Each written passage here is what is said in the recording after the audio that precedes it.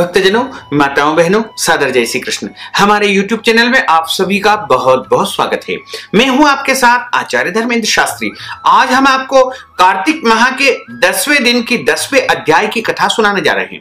कार्तिक माह साक्षात नारायण का स्वरूप माना गया है। जो मनुष्य कार्तिक माह में प्रतिदिन प्रातःकाल जल्दी स्नान करता है और कार्तिक माह में ब्राह्मण को अन्न दान करता है, वस्त्र दान करता है, गौ दान करता है या फिर पेड़ पौधों का दान करता है, स्वर्ण दान करता है या अन्य कोई भी वस्तुओं का दान यदि कार्तिक माह में करेगा तो उसे अनंत और अक्षय पुण्य फल की प्राप्ति होगी। जब वह दान पुण्य करेगा तो उसके जन्म जन्मांतर के पाप दोष नष्ट हो जाएंगे और जब पाप दोष उसके शमन हो जाएंगे तो उसके पुण्यों का उदय होगा और जब पुण्य उदय होंगे तो उसे सांसारिक सुखों की प्राप्ति होगी और उसके जीवन के सारे दुख और कष्ट तथा संकट समाप्त हो जाएंगे।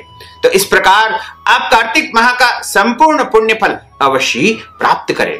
तो आज हम आपको कार्तिक माह के 10वें अध्याय की 10वें दिन की कथा सुनाने जा रहे हैं। कथा प्रारंभ करने के पहले गुरुदेव की स्तुति करना चाहिए और उसके पश्चात प्रभु का स्मरण और उनका आवाहन करना चाहिए, जिससे प्रभु का सानिध्य कथा श्रवण करते समय हमको निरंतर प्राप्त होता रहे। तो 10वें अध्याय की कथा का हम प्रारंभ करते हैं। गुरुर् ब्रह्मा गुरुर्विष्णु गुरुर्देवो महेश्वरा गुरु साक्षात् परब्रह्म तस्मै श्री गुरुवे नमः। श्री अखंड मंडलाकारं व्याप्तं येन चराचरं तत्पदं दर्शितं येन तस्मै श्री गुरुवे नमः। सच्चिदानंद रूपाय विश्वोत्पत्त्यादि हेतवे तापत्रय विनाशाय श्री कृष्णाय वयं नमः। कृष्णाय वासुदेवाय हरये परमात्मने प्रणतः क्लेशनाशाय गोविंदाय नमो नमः। वसुदेव सुतं देवं कंसचाणूरमर्दनं देवकी परमानंदं कृष्णं वंदे जगद्गुरुं। कस्तूरी तिलकं ललाटपटले वक्षस्थले कौस्तुभं नासाग्रे वरभक्तिकंकरतले वेणुः करे कंकणं। सर्वांगे हरिचंदनं सुललितं कंठे च मुक्तबलिं गोपास्त्री परिवेष्टितो विजयते गोपालचूडामणिं। फुल्लेन्दिवरकान्तिमिन्दुवदनं वरहावतं सप्रियं श्रीवत्साङ्कमुदार्य कौस्तुभधरं पीताम्बरं सुन्दरं। गोपीनां नयनोत्पलार्चिततनुं गोगोपसंघावृतं गोविन्दं कलवेणुवादनपरं दिव्यांगभूषणं भजे। करारविन्देन पदारविन्दं मुखारविन्देन विनिवेशयन्तीं वटस्य पत्रस्य पुटेशयानं बालं मुकुन्दं मनसा स्मरामि। वरहापीडं नटवरवपुः कर्णयोः कर्णिकारं बिभ्रद्वास कनककपीशं वेजयन्तीं च मालां। रन्ध्रान् वेणोर्धरसुधया पूरयन् गोपवृन्दैः वृन्दारण्यं स्वपदरमणं प्राविशत गीतकीर्तिः। जय जय श्री राधारमण जय जय नवल किशोर जय गोपी चित चोर प्रभु जय जय माखन चोर। मात मेरी श्री राधिका पिता मेरे घनश्याम, इन दोनों के चरणन में मेरा बारंबार प्रणाम, मेरा बारंबार प्रणाम, मेरा बारंबार प्रणाम। मोहिनी मूरत श्याम की वो मन रही समाय, जो मेहंदी के पात में लाली रही समाय। धन यौवन एक दिन उड़ जाएंगे जैसे उड़े कपूर, मन मूरख तू राम भज क्यों चाटे जगधूर। राम कृष्ण दो एक है अंतर नहीं निमेष, इनके नयन गंभीर है उनके चपल विशेष। बोलिए श्री वृंदावन बिहारी लाल की जय, गोपाल कृष्ण भगवान की जय, श्री द्वारकाधीश भगवान की जय, श्री गिरिराज धरण की जय, श्री यमुने महारानी की जय, श्री वल्लभाधीश की जय, श्री गुसाई जी महाराज की जय। भक्तजनों, कार्तिक माह के 10वें अध्याय की कथा का यहाँ पर प्रारंभ होता है। मायापति नारायण के चरणों में शीस नवाए, 10वां अध्याय कार्तिक का लिखू नारायण राय। प्रथु ने कहा कि हे देवर्षि, आपको नमस्कार है, आपको प्रणाम है। कृपा करके आप कहिए कि जिस समय भगवान शंकर ने अपने माथे से वह तेज निकाल करके क्षीर सागर में डाल दिया, तो उस समय उसके बाद क्या हुआ, यह कृपा करके आप मुझे विस्तार पूर्वक सुनाने की कृपा करें। नारद जी कहते हैं कि राजन, ध्यान पूर्वक सुनो। जब भगवान शंकर ने अपना वह तेज क्षीर सागर में डाल दिया, तो उस समय वह शीघ्र ही बालक होकर के गंगा सागर के संगम पर बैठ करके संसार को भय देने वाला रुदन करने लगा। उसके रुदन से समस्त संसार व्याकुल हो उठा। लोकपालों के मन में व्याकुलता हो गई, चराचर चलायमान हो गया।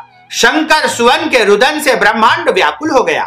समस्त देवता और ऋषि मुनि व्याकुल होकर के लोक पितामह श्री ब्रह्मा जी की शरण में पहुंच गए और सब ने मिलकर के श्री ब्रह्मा जी को प्रणाम किया और फिर स्तुति की।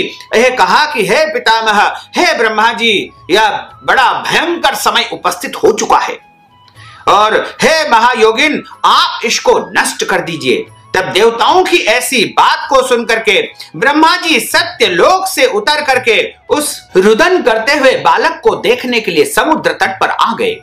समुद्र ने ब्रह्मा जी को आता देख करके तत्काल उनको प्रणाम किया और बालक को उठा करके उनकी गोदी में दे दिया। तब विस्मित होकर के श्री ब्रह्मा जी ने पूछा कि हे सागर, हे समुद्र, तुम शीघ्र कहो कि यह बालक किसका है और कौन है। समुद्र ने विनम्र शब्दों से ब्रह्मा जी से कहा कि हे प्रभु, यह तो मैं नहीं जानता, किंतु मुझे इतना अवश्य ज्ञात है कि यह गंगा सागर के संगम पर प्रकट हुआ है। अतएव हे जगत गुरु, आप इस बालक का जात कर्म आदि संस्कार कीजिए, इसका जातक फल बताइए। नारद जी कहते हैं कि इधर तो सागर ब्रह्मा जी के गले में हाथ डाल करके बार बार उनका आकर्षण कर रहा था। फिर तो उसने ब्रह्मा जी का गला इतनी जोर से पकड़ा कि उसने ब्रह्मा जी जो है पीड़ित होकर के ब्रह्मा जी के नेत्रों से आंसू टपकने लगे। किसी प्रकार ब्रह्मा जी ने अपने दोनों हाथों का जोर लगा करके अपने गले को छुड़ाया और सागर से कहा, हे सागर, सुनो, मैं तुम्हारे पुत्र का जातक फल कहता हूं। मेरे नेत्रों से जो यह जल निकला है, इस कारण इसका नाम जलंधर होगा। यह उत्पन्न होने के साथ ही तरुण हो गया है। इसमें सब शास्त्रों का जो है ज्ञान होगा और शास्त्रों का पारगामी होगा, महापराक्रमी होगा, महावीर होगा, महाबलवान होगा, महायोद्धा होगा और रण दुर्मद होगा। यह बालक सब दैत्यों का अधिपति और भगवान विष्णु को जीतने वाला होगा तथा यह कहीं भी हारेगा नहीं, इसकी कभी भी पराजय नहीं होगी। एक बार जो है भगवान शंकर को छोड़ करके यह सबसे अवध्य होगा। जहां से उत्पन्न हुआ है फिर वहीं पर चला जाएगा। इसकी स्त्री बड़ी पतिव्रता होगी, सौभाग्यशालिनी होगी, सर्वांग सुंदरी और परम मनोहर जो है और मधुर भाषिणी तथा शीलवान रहेगी।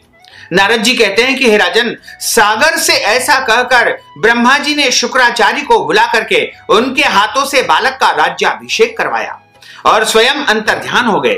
फिर तो बालक को देख करके सागर बड़ा ही प्रसन्न हुआ और घर आ गया तथा घर अपने साथ उस बालक को सागर लेकर के आ गए और कितने ही उपाय से उस बालक को हष्ट पुष्ट कर दिया। फिर कालनेमी नामक असुर को बुला करके उसका वृंदा नाम की कन्या से सविधि विवाह करवा दिया और जलंधर का विवाह वृंदा के साथ में बड़े धूमधाम के साथ में बड़े उत्सव के साथ में संपन्न हुआ। श्री शुक्राचार्य जी के प्रभाव से स्त्री सहित जलंधर दैत्यों पर राज्य करने लगा। इस प्रकार जो है कार्तिक माह के 10वें अध्याय की कथा का यहाँ पर समापन होता है। बोलिए गोपाल कृष्ण भगवान की जय, श्री द्वारकाधीश भगवान की जय। अच्युतम केशवम राम नारायणम कृष्ण दामोदरम वासुदेवम हरे श्रीधरम माधवम गोपिका वल्लभम श्री जानकी नायकम श्री रामचंद्रम भजे जानकी मनोहरम सर्वलोक नायकम श्री शंकरादि सेवितम पुण्य नाम कीर्तनम श्री राम राम राम राम राम नाम तायकम राम कृष्ण वासुदेवा भक्ति मुक्तिदायकम राम कृष्ण वासुदेवा भक्ति मुक्तिदायकम राम कृष्ण वासुदेवा भक्ति मुक्तिदायकम राम कृष्ण वासुदेवा भक्ति मुक्तिदायकम। बोलिए श्री द्वारकाधीश भगवान की जय, श्री लक्ष्मी नारायण भगवान की जय, श्री गोपाल कृष्ण भगवान की जय, श्री वृंदावन बिहारी लाल की जय, श्री गिरिराज धरण की जय, श्री गोवर्धन नाथ भगवान की जय, श्री यमुने महारानी की जय, श्री वल्लभाधीश की जय, श्री गुसाई जी महाराज की जय। धर्म की जय हो, अधर्म का नाश हो, प्राणियों में सद्भावना हो, विश्व का कल्याण हो, सनातन धर्म की जय हो, गौ माता की जय हो, नगर बस्ती की जय हो, आज के आनंद की जय हो, कल के आनंद की जय हो, परसों के आनंद की जय हो, बरसों बरसों के आनंद की जय हो। ओम नमः पार्वती पते हर हर महादेव हर।